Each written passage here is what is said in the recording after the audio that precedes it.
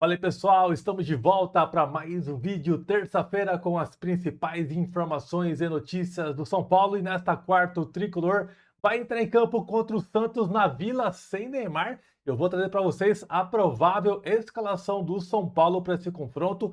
O Crespo pode fazer algumas alterações para esse duelo e vou trazer aqui para vocês nesse vídeo. Hoje também foi dia de anúncio oficial, jogador já está no bid e o São Paulo está atrás de um meio-campista. Vamos comentar também tudo isso aqui nesse vídeo para vocês. Mas antes, já te convido para subir o likezão, se inscrever também no canal, que é muito importante para o nosso crescimento. E, se possível, também dar aquela hypada no vídeo, que fortalece demais o nosso trabalho.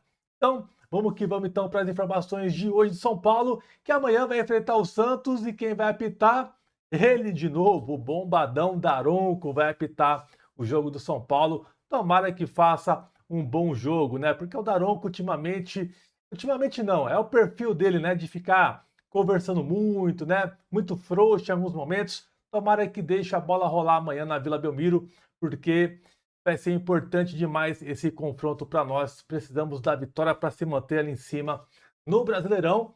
Há muito tempo a gente não cria muita essa expectativa, né? De um bom início de campeonato. Amanhã, força máxima. Bem provável que o Crespo vem com o que tem de melhor para esse confronto, e eu concordo, tem que ser assim mesmo, rapaziada. Eu vou colocar na tela para vocês a escalação e vou querer o seu palpite. Vamos lá acompanhar o time do São Paulo para esse confronto. O provável São Paulo tem Rafael no gol, Mike, Alan Franco, Arboleda, Sabino e Enzo Dias, Bobadilha, Danielzinho, Marcos Antônio e na frente Caleri e Luciano. Essa é a provável escalação do nosso tricolor. Pode ser que o Hernan Crespo acabe realizando alguma mudança na defesa. Pode ser que o Dória acabe aparecendo os titulares do São Paulo. E aí, comentou seu palpite? Quero muito a sua opinião. Quanto que vai ser esse jogo contra o Santos? O São Paulo tem tudo para vencer aí esse duelo, mantendo a pegada importante aí dos últimos 2 jogos, rapaziada. Bom, hoje, como eu disse para vocês ontem no vídeo, o São Paulo iria anunciar hoje o reforço Lucas Ramon, e aconteceu o anúncio oficial.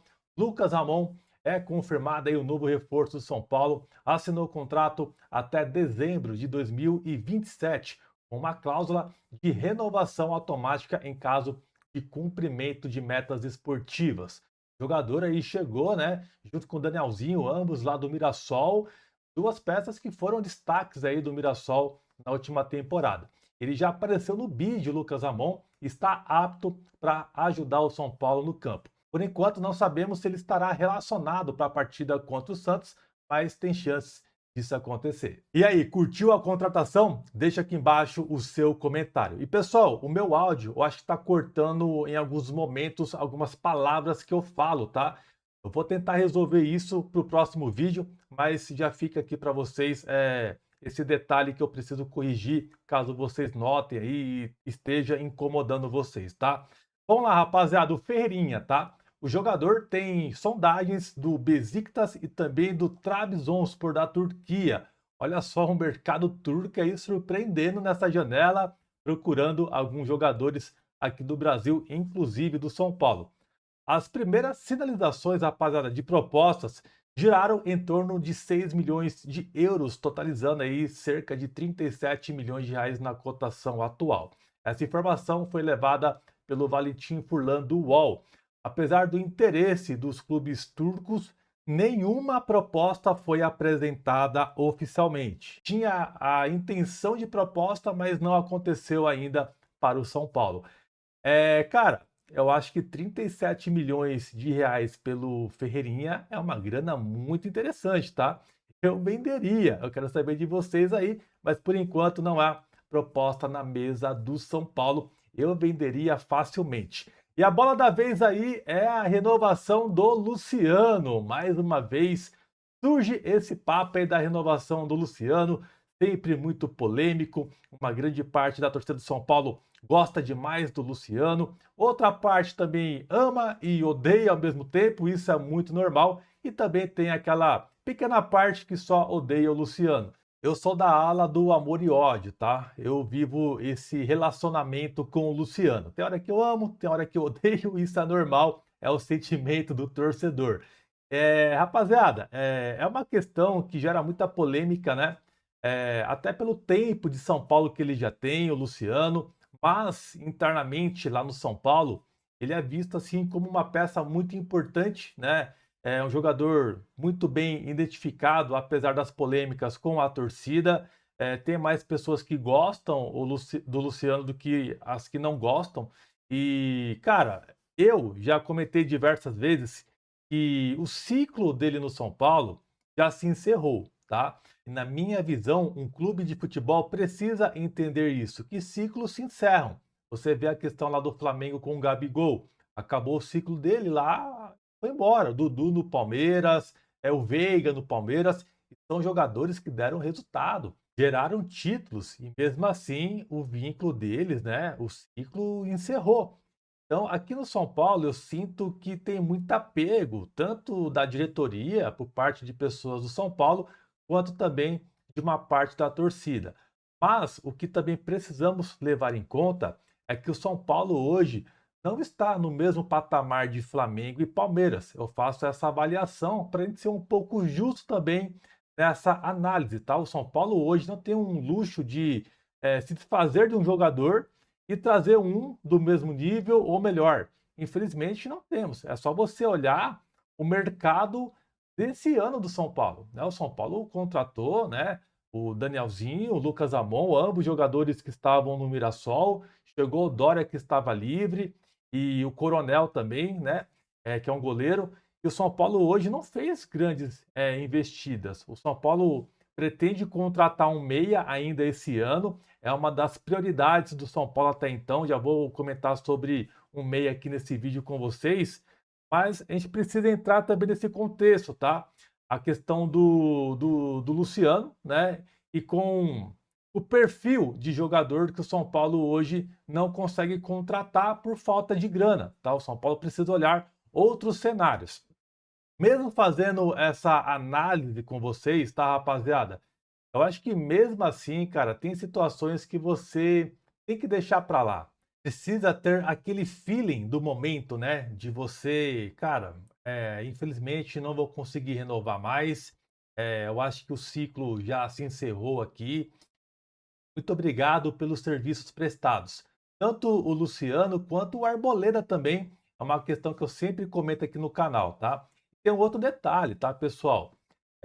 O São Paulo renovando com o Luciano, no caso, não é um negócio simples, que você simplesmente chega no jogador e fala, "Ô, Luciano, o contrato vai acabar agora a final do ano, vamos colocar mais um ano que seja aí, deixa como que tá?" Não é assim.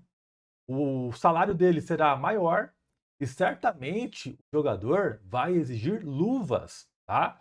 Tem esse ponto importante. E pelo tempo que o Luciano está no São Paulo, cada ano que passa, o valor de salários dele vai aumentando, né? Não é aquele valor que iniciou lá atrás, sempre aumenta o salário do jogador. E sempre que existe uma renovação, tem a questão do aumento salarial que deve acontecer e também as luvas. Ainda mais a questão da idade do Luciano, tá? O jogador vai completar 33 anos neste ano de 2026.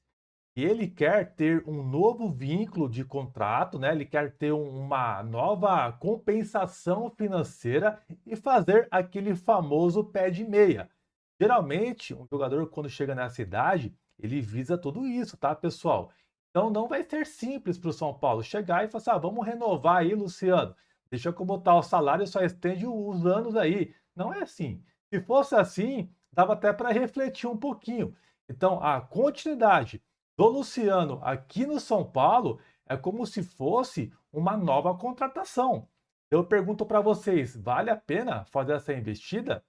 Quantos títulos o Luciano ganhou com a camisa do São Paulo e quantos desses títulos ele foi protagonista?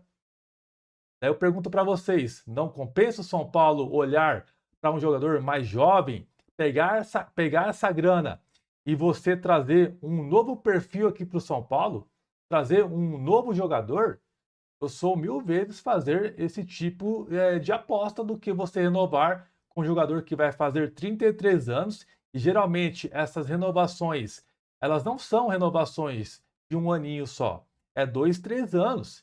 Então é bem capaz do Luciano ficar aqui até 36 anos, se for colocar ao pé da letra as práticas que o São Paulo adota em renovações e contratações. E quem garante que daqui a 3 anos o Luciano vai estar em alta? É um risco que você se paga. Daí depois acontece igual o São Paulo fez com o tempo de contrato longo do Daniel Alves, do Jusilei, do próprio Nicão, que tem que ficar pagando. Tem que tomar cuidado. O São Paulo já errou muito, pessoal. Não é questão de não gostar do Luciano. Muitas pessoas não vão entender isso. Ah, você não gosta do Luciano. Eu gosto do São Paulo. Será que o São Paulo vai ter condições de bancar mais um jogador por mais um bom tempo de contrato, sendo que vai ficar mais caro, vai ter que pagar a famosa luva, e será que ele vai render tudo isso? Isso tudo precisa ser colocado na balança, pessoal. Então não é simples assim. Precisa refletir. Mas internamente o São Paulo quer contar com o jogador. Eu não faria isso. Para mim, ele, Arboleda, são dois jogadores, até o Alisson, bem antes da polêmica do Corinthians, são os três jogadores que eu não ficaria mais no São Paulo. Não ficaria. E pode ter certeza que a grande maioria da torcida que hoje aprova a renovação do Luciano está comentando baseado nos últimos dois jogos, contra o Flamengo e contra o Santos. Tirando esses dois jogos, volta um pouco no tempo e veja a repercussão negativa que era o Luciano no início dessa temporada. Então a torcida do São Paulo, infelizmente, uma boa parte são comentaristas de resultado. Pode ter certeza que se essa notícia tivesse surgido antes dos confrontos contra o Flamengo e Santos, ela seria muito negativa. E hoje ela surge após um bom momento do Luciano nesses dois jogos. Então, para você ver o time também dessa notícia, que ela é muito positiva e é uma notícia que surge em um momento importante do Luciano no São Paulo. Então, infelizmente, a galera acaba se apegando a isso, ao momento atual, né? E esquece um pouquinho dos jogos que ele ficou escondido, que não fez nada, e pega somente esses dois jogos aí que ele foi destaque e foi muito importante na vitória do São Paulo. Então, é preciso ter essa avaliação, na minha visão, mas eu quero saber muito a sua opinião. Comenta aqui embaixo. E para fechar a questão do mercado da bola neste vídeo, segundo o portal SPFC Info, o São Paulo sondou a situação do meio-campista marroquino Abdelhamid Sabiri. Vamos confirmar se de fato o São Paulo se interessou nesse atleta e de fato a informação procede, tá? O São Paulo fez uma leve consulta e não passou disso. É bem provável que o São Paulo nem avance em negociações com esse jogador. Eu sinceramente não conhecia esse jogador, tá, pessoal? Eu fui me aprofundar um pouquinho mais sobre ele, tá? Ele passou pela Fiorentina, Sampdoria, passou também pelo Ascoli, passou também por times da Inglaterra, Alemanha. Ele rodou muito aí o mundo, tá, cara? Passou por diversos times. O mundo árabe também passou por alguns clubes também. Cara, ele passou aí, foi um jogador bastante rodado, digamos assim, tá? E pela idade dele, né, rodou muito. E é um jogador que, quando tem esse perfil, né, de ficar passando por muitos clubes, eu fico com o pé atrás porque o cara não cria nenhuma identidade, identificação, né, com nenhum clube, não consegue ter ali uma história, né, sei lá, meio estranho. Ele também possui algumas lesões em sua carreira, tá? Eu sinceramente não me empolgo tanto e nem sei muito bem se ele é bom jogador. E se você conhece, comenta aqui embaixo se seria uma boa para o São Paulo esse marroquino. Sinceramente, pelo perfil que eu vi aqui dele, nem tem como se empolgar tanto não, tá? Mas quero saber de vocês, comenta aí. Rapaziada, aí o Maciz está com tudo, hein, cara? Ele fez mais uma mudança importante, onde tirou a sua própria filha de um cargo do São Paulo. O objetivo do Maciz é evitar e eliminar todas as formas de possível conflito de interesses, especialmente aquelas decorrentes de relação de parentesco. Com isso, ele acabou retirando a sua filha Cristina Maciz do cargo da diretoria adjunta das categorias de base do futebol feminino do São Paulo. A sua filha ocupava esse cargo sem remuneração desde 2024 no São Paulo. Ele decidiu adotar essa regra a partir de hoje no São Paulo e vai fazer uma varredura importante caso ainda tenha funcionários ligados ali a um grau de parentesco. Algo muito importante aí para evitar conflitos de interesses no São Paulo. Essa informação foi levada de forma exclusiva pelo jornalista Gabriel Sá. Cara, ele tá mandando muito bem, surpreendendo nesse início de trabalho no São Paulo.